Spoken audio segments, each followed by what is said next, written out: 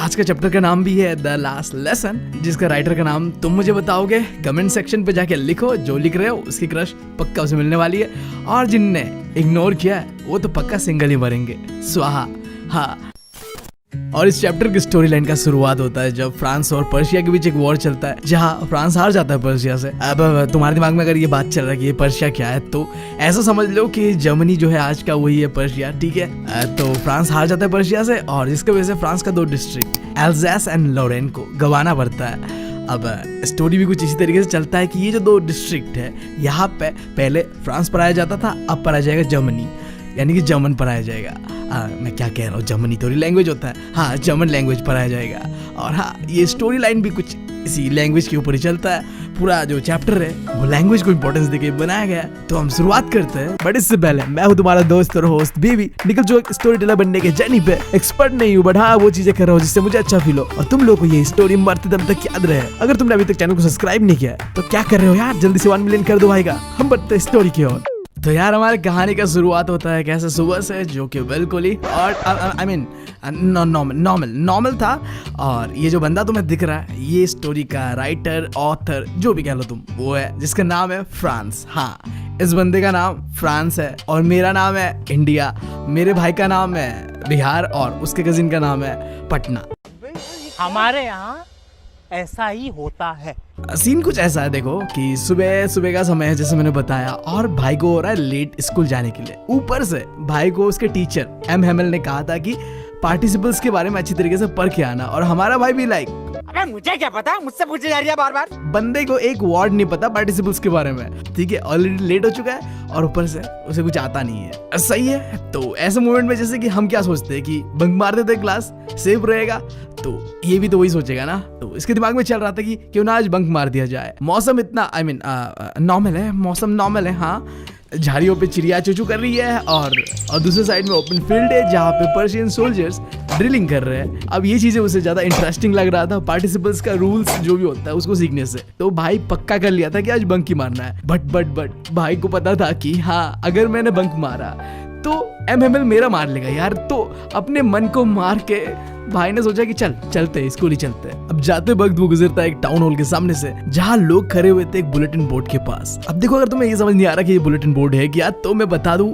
ये समय है 80s से 90s का, ठीक है। उस समय ना ही न्यूज़पेपर होता था, ना ही टीवी होता था, ना ही आईफोन होता था, ठीक है। तो जो भी खबर छपता था ना, तो वो ऐसे ही बुलेटिन बोर्ड पे छपता था। और पिछले 2 सालों से जो भी बुरा खबर आया था ना इस शहर पे, इस डिस्ट्रिक्ट पे, वो सब यही पे छपा था। चाहे वो खबर हो कि फ्रांस कैसे अपना वॉर हारा, या फिर कोई भी अगर कानून बनता था उसका ड्राफ्ट, या फिर कोई ऑर्डर दिया गया हो कमांडिंग ऑफिसर के द्वारा, ये सब यही पे छपा जाता था। तो हमारा लिटिल फ्रांस अब सोच रहा था कि इस बार कौन सा स्यापा हो गया। अब जो हमारा भाई ये सब सोच ही रहा होता है कि क्या हुआ होगा, क्या बात के लिए लोग यहाँ खड़े हैं, तो क्राउड में से एक बंदा जो कि होता है ब्लैक स्मिथ, यानी कि लोहार कह लो तुम, चिल्ला के कहता है हमारे भाई को, अरे बेटा, इतने दौरे कहाँ चले जा रहे हो, मुंह निकल जाएगा तुम्हारा, धीरे धीरे चल लो, समय पे स्कूल पहुंच ही जाओगे।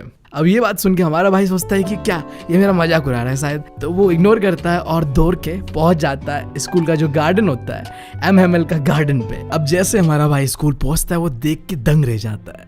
ये वो स्कूल नहीं था जो वो पहले देखा करता था। हम सबको पता है स्कूल कैसा होता है, शोर शराबा कॉमन है, राइट। तो नॉर्मली देखो, भाई के स्कूल में भी ऐसा सीन था कि जो डेस्क बेंचेस का आवाज हो, या फिर जो बच्चे होते हैं लेसन को रीड कर रहे हैं, या फिर टीचर है वो भी स्केल से मार रहा है टेबल पे, ये आवाजें आसपास के सड़कों तक जाती थी। बट आज भाई अलग ही लेवल पे सन्नाटा था, ठीक है। अब जब भी ना लेट होता था हमारा भाई, तो नॉर्मल टाइम पे जब शोर शराबा हुआ करता था, तो इसी शोर शराबा का फायदा उठाता है और बिना कोई और खुद से शोर शराबा नहीं करके चुपचाप क्लास चला जाता था। बट आज का सीन कुछ और था। लग तो ऐसा रहा था कि सन्नाटा कुछ ऐसा है कि संडे ये फील हो रहा था उसे, ठीक है। अब हमारे भाई ने खिड़की से झांक के देखा और दिखता है कि भाई उसके जितने भी दोस्त हैं सब शांत बैठे हुए ऑलरेडी क्लास के अंदर पे। अब भाई का और फट चुका है क्योंकि टीचर एम हेमल भी क्लास के अंदर इधर से उधर लोहे का स्केल लेके चले जा रहे हैं। अब सवाल ये उठता है कि गांड फटा हुआ है, ठीक है, अंदर कैसे घुसे क्लास के। तभी याद आता है हमारे भाई को कि ओके, मैंने भी तो वो एड देखा हुआ है ना, हाँ यही। तो अब कुछ डेयरिंग करने का टाइम है, ठीक है। तो अंदर घुस जाता है, बट सरप्राइजिंगली कुछ नहीं होता है, ठीक है। जाता है, एमएमएल कहता है देखते हुए कि बेटा फ्रांस, जाके बैठ जाओ अपने सीट पे, हम तुम्हारे बिना ही क्लास स्टार्ट करने वाले थे। अब हमारे मास्टर जी एमएमएल के ये कहने पर भाई जाके कूद के अपने बेंच पे बैठ जाता है और बैठते ही वो कुछ देखता है। जैसे आगे देखता है वो देखता है कि भाई ये क्या बात है, मास्टर जी कुछ अलग सज धज के बैठे हुए हैं। बहुत ही सुंदर सा ग्रीन कोट, अंदर एक डेकोरेटिव सा शर्ट एंड ब्लैक कैप। क्या बात है, ऐसा तो तभी करते हैं सर कोई जो स्पेशल ओकेजन होता है, लाइक प्राइज डिस्ट्रीब्यूशन हो गया या कोई फंक्शन हो गया स्कूल के अंदर पे, बट आज क्यों? हाँ, अब ये सब सवाल चल ही रहा होता है, फिर पीछे मुड़ के देखता भाई हमारा और सरप्राइज हो जाता वो। जो क्लास पे नॉर्मली बैक बेंच हमेशा खाली रहता है, वहाँ आज गांव के कुछ लोग आगे बैठे हुए थे। वो एक मिनट, ये बात मुझे ना हजम नहीं हुआ, डाइजेस्ट नहीं हुआ मुझे। क्या कह रहा है ये, बैक बेंच खाली रहता है? क्या मतलब, ये दुनिया का एकलौता स्कूल होता होगा जहाँ बैक बेंचर्स नहीं है, ये कहना चाह रहे हो तुम? ऐसा कैसे हो सकता है भाई, बैक बेंचर्स नहीं है स्कूल क्लास के अंदर पे? मुझे ना ये बात बिल्कुल डाइजेस्ट नहीं हो रहा है। आई डोंट नो मैं कैसा रिएक्ट करूँ यहाँ पे, बाद में रिएक्ट करता हूँ, अभी के लिए आगे बढ़ता हूँ। तो बैक बेंच पे आके कुछ गांव के लोग बैठे हुए थे। कौन कौन थे? सबसे पहले एक बंदा जो कि एक ट्रायंगुलर शेप का टोपी और चश्मा पहना है, जिसका नाम था ओल्ड हाउसर। एंड इसके बाद farmer mayor, farmer post master और भी कई सारे लोग पीछे बैठे हुए थे। उन सबको देख के लग रहा था कि वो काफी दुखी है। स्पेशली ओल्ड हाउसर का बात करूँ तो उनके हाथ पे एक किताब सा था, primary book, ABCD, I don't know क्या होगा, ठीक है। वो लेके हाथ पे चश्मा पहन के उस पुराने से किताब को देख रहा था। तो अब मैं थोड़ा सीरियस होने वाला हूँ, बकेती और नहीं करेंगे क्योंकि अब सीन ही कुछ ऐसा रहेगा। देखो, जब हमारा भाई इधर उधर देख रहा था कि हाँ पीछे क्या चल रहा है ये सब, एमएमएल अचानक से खड़ा होता है और कहता है, मेरे बच्चों ये आखिरी लेसन है जो मैं तुम्हें दूंगा आज। बर्लिन से ये ऑर्डर आया है कि आज से एल्ज़ेस एंड लोरेन के स्कूल्स पे सिर्फ और सिर्फ जर्मनी पढ़ाया जाएगा। तो ये आज तुम्हारा आखिरी फ्रांस लेसन है, तो मैं चाहता हूँ कि तुम ध्यान दो आज। अब ये सुन के हमारा भाई फ्रांस बिल्कुल सदमा में था। अब उसे समझ आया कि हाँ वो जो बुलेटिन बोर्ड में क्या छपा था और लोग क्यों इतना भीड़ लगा के बैठे थे हुआ। अब वो ये सोच पे पड़ गया, क्या ये सच में मेरा आखिरी फ्रांस लेसन है? क्योंकि उसने अभी तक मुश्किल से ही लिखना और पढ़ना सीखा था। अब वो अपने आप पे सॉरी फील कर रहा था कि क्यों उसने अपने लेसन्स टाइम पे कंप्लीट नहीं किया, अच्छे से नहीं पढ़ा। और साथ ही साथ वो अपने मास्टर जी एमएमएल के लिए भी बुरा फील कर रहे थे। हालांकि देखो, मास्टर जी का स्केल और मास्टर जी का जो रूडनेस है वो बहुत ज़्यादा था, बट होता है ना यार, जब तुम्हारे से कोई तुम्हारा अपना दूर चला जाता है तो फर्क नहीं पड़ता कि वो कितना रूड था, वो कैसा भी था, तुम्हें उसके लिए बुरा लगता है, राइट? तो आज अब हमारे भाई के साथ भी कुछ ऐसा ही हो रहा था। अब उसे ये भी समझ आ गया था कि हमारे मास्टर जी एमएमएल आज इतना स्पेशल ड्रेसअप करे हुए हैं और जो पीछे में गांव के लोग बैठे हुए बुजुर्ग, वो क्यों आए हुए? वो सिंपली इसलिए आए हुए हैं क्योंकि वो एक तरीके से उनका तरीका था थैंक करने का हमारे मास्टर जी एमएमएल को, जिन्होंने ईमानदारी से 40 साल अपना ये टीचिंग करियर को दिया था। और साथ ही साथ ये एक तरीका था रेस्पेक्ट शो करने का अपने कंट्री को, जो आज वो खो चुके हैं। मतलब समझ रहे हो ना बात, जर्मनी ने इन दोनों डिस्ट्रिक्ट को कब्जा कर लिया है, तो अब ये जर्मनी का पार्ट है ना, तो अब फ्रांस तो रहा नहीं। जो फ्रांस के लोग हैं, लैंग्वेज, अब सब धुल जाएगा भाई अगर रहना है कंट्री पे। तो अब जो हमारा भाई गहरे ख्यालों में खोया हुआ था, अचानक से उसका नाम बुलाया जाता है। इस बार उसका टर्न था पार्टिसिपल्स बोलने का। अब भाई ने सोचा कि आखिरी दिन है, सर को इम्प्रेस करना है, तो कुछ ऐसे फराटेदार तरीके से पार्टिसिपल सुनाऊंगा ना सर को कि सर अपना बेटी का हाथ ही दे दे खुश होके।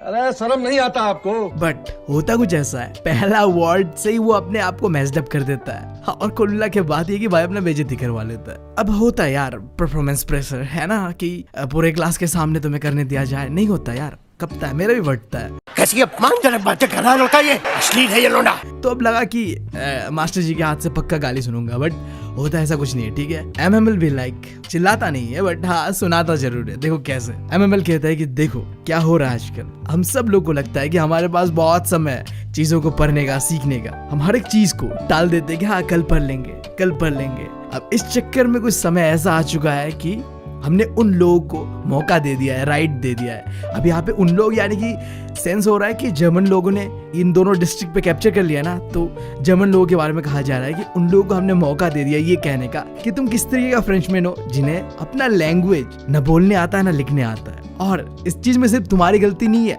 मेरे प्यारे लिटिल फ्रांस, इसमें हम सबकी भी गलती है, तुम्हारे माता पिता की, जिन्होंने तुम्हारे पढ़ाई के ऊपर ज्यादा ध्यान नहीं देते हुए उन्होंने क्या किया, तुम्हें फार्म पे भेज दिया कुछ चंद पैसों के लिए, काम करने के लिए। और मेरा भी गलती है इन सब में, ठीक है। मैं भी तो तुम्हें अपने गार्डन पे जो पेड़ पौधे होते उन्हें पानी डालने भेज देता था क्लासेस को नहीं करा के, और जब मुझे फिशिंग करने जाना होता था मैं तुम्हें छुट्टी दे देता था। तो गलती सबकी है यार। मतलब हमको एक चीज बताओ यार, ये गलत है भैया, ये गलत है। बाकी सब ठीक है बट क्या यार, मतलब बाल मजदूरी कराया जा रहा है बच्चे से, गार्डन में पानी डालवाया जा रहा है, माली का काम करा दिया जा रहा है बच्चे को।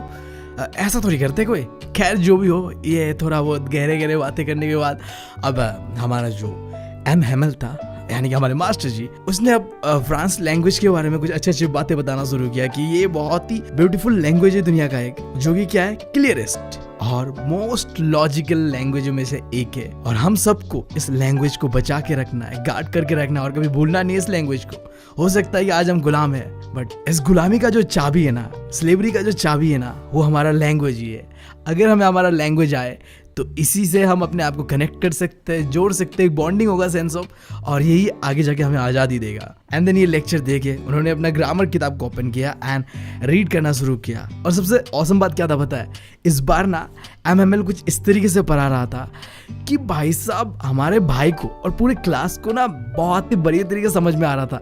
लाइक लिटरली जिंदगी में भाई ने कभी इतना ज़्यादा फोकस नहीं दिया होगा जितना आज के इस लास्ट क्लास पे दिया जा रहा था। हर एक वर्ड समझ आ रहा था। और हमारा मास्टर जी MML भी कुछ इस तरीके से फ्लो में पढ़ा रहा था ना कि जिंदगी का बस आज ही है, जो ज्ञान है बस दे देना है बच्चों को, और बच्चे भी लाइक आज जो है आज ही कर लेना है, ठीक है। इस चक्कर में क्या हो रहा था, बहुत ही अच्छा फ्लो बन रहा था, टीचर का भी और स्टूडेंट का भी। और ये सब देखते हुए हमारा भाई मन ही मन सोच रहा था कि इतना ध्यान से तो मैंने आज तक जिंदगी में कभी नहीं पढ़ा, और हमारे सर जी ने भी नहीं पढ़ाया। ये सब बातें चल ही रहे होते हैं। इन सारी चीज़ों के बीच मन ही मन हमारा भाई ये सोच रहा होता है कि हाँ आज हमारा लास्ट लेसन है, कल से तो फिर हमें जर्मन लैंग्वेज पढ़ना है। तो छत के ऊपर जो कबूतर है कुछ जो गुटर गुटर कर रहे हैं, क्या उन्हें भी जर्मनी सिखाया जाएगा? जब जर्मन लोग आएंगे, जर्मन टीचर्स, इन्हें भी जर्मनी सिखाएगी क्या? अब देखो हमारे भाई को जो भी काम लिखने का दिया गया था वो कर रहा था। अब ये करते करते जब भी वो MML की तरफ यानी कि अपने मास्टर जी की तरफ देखता था ना, तो ऐसा महसूस होता था कि मास्टर जी ना एक जगह पे चेयर पे बैठे हुए शांत, हिल-डुल नहीं रहे, मोशनलेस, बस चीज़ों को तक रहे, देख रहे, इस तरीके से कि वो चीज़ों को ना याद करने का ट्राई कर रहे, अपने सिर पे डाल रहे, मेमोराइज कर रहे। क्योंकि ये वो जगह था, ये वो क्लास था जहाँ उन्होंने अपना 40 साल बिताया था। हर एक मोमेंट को उन्होंने जिया था, चाहे वो कैसा भी मोमेंट हो। अब ये सारी चीज़ छोड़ के उन्हें जाना होगा एक ऐसा जगह जहाँ उन्होंने अपना 40 साल बिताया था। आज वो जगह उसे छोड़ना होगा, यही नहीं उन्हें अपना कंट्री तक छोड़ना होगा। बंदा अंदर से टूट चुका था, सब देख के पता चल रहा था लिटरली। इनफैक्ट MML यानी कि मास्टर जी का बहन जो था, उन्होंने पैकिंग तक स्टार्ट कर दिया था क्योंकि अगले दिन तो निकलना था ना देश से। बट फिर भी यार देखो MML के पास इतना करेज था कि वो अपना लास्ट लेसन देने आए। बस लायक है क्या? अब ऐसे ही सोचते सोचते क्लास खत्म होता है राइटिंग वाला एंड स्टार्ट होता है हिस्ट्री क्लास। और इन सब चीज़ों के बीच जो बैक बेंच में लोग कुछ बैठे हुए थे ना गांव के, उनमें से जो वो चश्मा पहने हुए अजीब सा टोपी पहना हुआ एक आदमी था जिसका नाम था ओल्ड हाउसर। वो तो कुछ ज़्यादा इमोशनल होकर बैठा हुआ था, चश्मा पहना उसने और अपने हाथों पे वो पुराना सा किताब लिया, प्राइमरी बुक, एंड वो रीड कर रहा था बच्चों के साथ। और उसे देख के ना ऐसा फील हो रहा था ना, लाइक होता है ना जब एक इंसान रोने की कोशिश कर रहा होता है, आंखों में पानी होता है, नमी होता है, देन वो अपने आंसुओं को रोक भी रहा होता है, रोने की कोशिश नहीं भी कर रहा होता है, स्टिल उसका जो बात होता है उसे पता चलता है कि वो अंदर से सैड है, ठीक है। अब ऐसा कुछ ना इस बंदे के साथ भी हो रहा था, दिख रहा था कि लिटरली उसके वॉइस पे वो इमोशन दिख रहा था कि वो रोने ही वाला है बस। अब ये सारी चीज़ें ना आगे से हमारा भाई और उसके सारे जो 200 लोग हैं ना, वो देख के मतलब ऐसा रिएक्ट कर रहे थे कि फनी है, बहुत फनी है, ठीक है। अब इसको देख के हंसने का भी मन कर रहा था और रोने का भी मन कर रहा था। लाइक लिटरली इमोशनल सीन है एंड देन साथ साथ थोड़ा फनी भी है, ऐसा फील हो रहा था। और लाइक देखो तुम देख रहे हो स्टोरी के दौरान हर एक छोटा से छोटा डिटेल के ऊपर फोकस दिया गया है कि जो लास्ट लेसन था उसमें क्या क्या मोमेंट हुआ था। लिटरली हर एक छोटा छोटा डिटेल के बारे में इस स्टोरी में बताया गया है। एंड देन देखो समय बीतता है ऐसे ही एंड घंटा बजता है 12 बजे का, और 12 बजते ही जो क्लासरूम का दरवाजा है उसके पास से जो पर्शियन आर्मी है वो ड्रिल करके वापस आ रहा होता है। और ये चीज़ देख के ना अचानक से एम हेमल यानी कि हमारे मास्टर जी खड़ा हो जाता है अपने चेयर से एंड खड़ा होके कुछ बोलने ही वाला होता है। और जब वो बोल रहा होता है उसे देख के हमारा भाई सोच रहा होता है कि लाइक लिटरली मैंने मास्टर जी को इतना टॉल आज तक कभी नहीं देखा है। This is the first time I see like वो बहुत टॉल दिख रहे हैं एंड वो कुछ बोल रहे होते हैं। कि माय फ्रेंड आई बट वो ये बोल के चुप हो जाते हैं, नहीं बोलते, अपना सेंटेंस कंप्लीट नहीं करते, सीधा वो ब्लैक बोर्ड की ओर मुड़ जाते हैं एंड सामने से एक चौक लेते हैं और ब्लैक बोर्ड में कुछ लिखने लगते हैं। क्या लिखते हैं? लॉन्ग लिव फ्रांस, जो कि वो लिख रहे होते हैं विव ला फ्रांस के नाम से, बट इंग्लिश में ट्रांसलेशन वही है लॉन्ग लिव फ्रांस। अब ये कह के वो हाथों से इशारा कर रहा होता है, क्योंकि देखो अंदर से इंसान टूट चुका था, मुंह से कहने को कुछ नहीं बचा था, ठीक है। होता है ना यार, जब तुम किसी के साथ आखिरी एक बार मतलब इंटरेक्शन हो रहा होता है, लाइक तुम्हारे पास वर्ड्स नहीं होता है कहने को, बस इमोशन होता है जो तुम एक्सप्रेस नहीं कर पाते हो। तो ऐसा कुछ सीन था यहाँ भी। तो हमारा मास्टर जी MML हाथों से ही इशारा करते हुए ये कह रहा था कि क्लास इज डिसमिस, तुम सब जा सकते हो। एंड दैट्स हाउ हमारा स्टोरी होता है खत्म।